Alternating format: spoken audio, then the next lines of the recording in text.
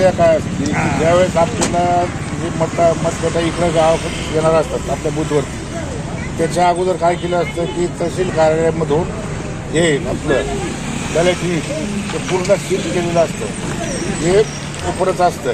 फक्त याचं जे पेपर रोल आहे, हा पेपरवर नवीन टाकून याला सील केलेलं असतं दोन्ही बाजूला. त्याला तिसरी बाजू ही आहे, त्यातून हे पर्ची वगैरे आपल्याला काढता येतात.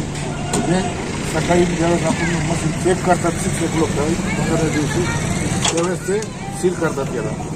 हां, बाकी हा पोर्शन सगळा सील असतो. हा सकाळी तुम्ही टेस्टिंग केल्यानंतर ही परत क्लिअर करून मतदानाला सुरुवात होतो.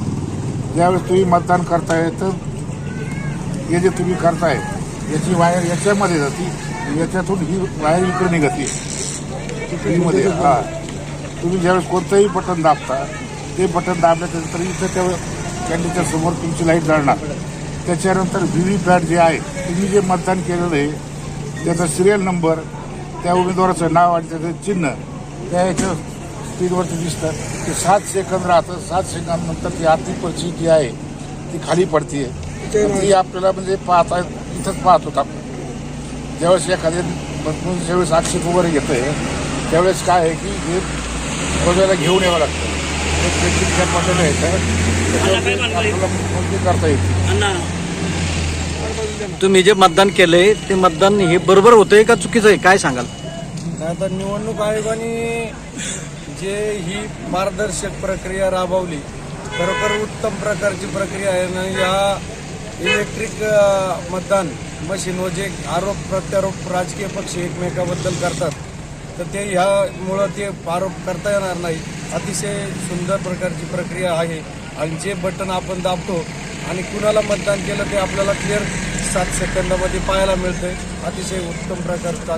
याला गुप्त मतदान म्हणायचं का ओपन मतदान म्हणणार, काय नाही, सांगा? आता हे गुप्तच आहे, परंतु ज्यांनी जो वोटर आहे त्या वोटरला आपण केलेलं मतदान 7 सेकंदामध्ये पाहायला मिळेल, म्हणून ते काही चुकीचं होणार नाही. अतिशय चांगलं प्रक्रिया. बबनराव, 10 नंबरला मतदान केल्याच्या नंतर काही वेळेला 1 नंबरला जातं, 3 नंबरला केल्यावर काही वेळेला 8 नंबरला जातं. ही काय भानगडे, काय सांगाल? नाही, ती भानगड वगैरे काय नसावी माझ्या मते. परंतु आता काय आरोप कोण कसं करेल काय सांगू शकत नाही. परंतु आता ही जी समोरची जी प्रक्रिया आहे आता, तर ही 3 नंबरला जर वोट केला असेल तर 3 नंबरची स्लिप ज्या वोटरनी मतदान केलं त्याच्यासाठी 7 सेकंदासाठी स्वतःला बघायला मिळते. आताच्या जाहिरातीसाठी वेगळ्या मशिनी आणि मतदानाच्या वेळेला वेगळ्या मशिनी आहेत, त्यावेळेला काही गडबड करून पाठवतात का, काय सांगा? नाही, असं नाही होऊ शकत. असं माझ्या मते तुम्ही एवढं ठामपणे कसं सांगताय? नाही, असं जर प्रक्रिया झाली तर याच्यावर ताबडतोब निवडणूक आयोग राजकीय पक्ष बंदी आणतील ना. तुम्ही आता मतदान केलंय या मशीनवर, ते मतदान कसं झालंय, काय सांगाल? हो, एकदम बटन दाबलं. बटन दाबल्यानंतर आम्ही ज्या चिन्हावरती मतदान केलं ते ईव्हीएम मशीनच्या त्या याच्यामध्ये मला पण दिसलं. त्याच्यामध्ये हा पारदर्शक कारभार आहे का म्हणायचं? हो, पारदर्शक वाटते आता हे. पण अशी सिस्टीम रेग्युलर पाहिजे. नाही, मतदानाच्या वेळेलाही हीच नियोजन असंच होय तुम्हाला? आता जे भारत सरकारने जे आता हे लोकांना दाखवलंय ही प्रात्यक्षिक, परंतु ज्या वेळेला आपण ग्रामपंचायत असेल, विधानसभा, लोकसभेला मतदान करू त्यावेळेला आपण बटन दाबल्यानंतर आपल्याला समोर या पद्धतीत दिसलं पाहिजे. कारण जाहिरातीसाठी वेगळं आणि मतदानासाठी वेगळं असं असू शकतं का? हो, नाही, शंका आहे ना आपल्याला इथून पाठीमागच्या याच्यामध्ये.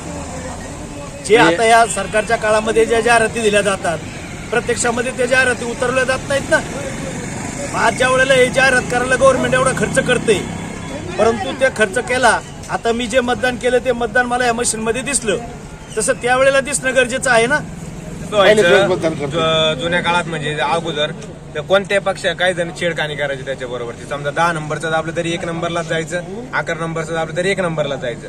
ते मतदारांना कळत नव्हतं का आपलं मतदान कोणाला गेले नक्की. आता या मशीनद्वारे कळलं आपल्याला. समजा आपण 10 नंबरला गेलं, 10 नंबरचं आपल्याला दिसतंय, मग ते म्हणजे समाधान बी लागेल आणि पारदर्शक पारदर्शक तेच.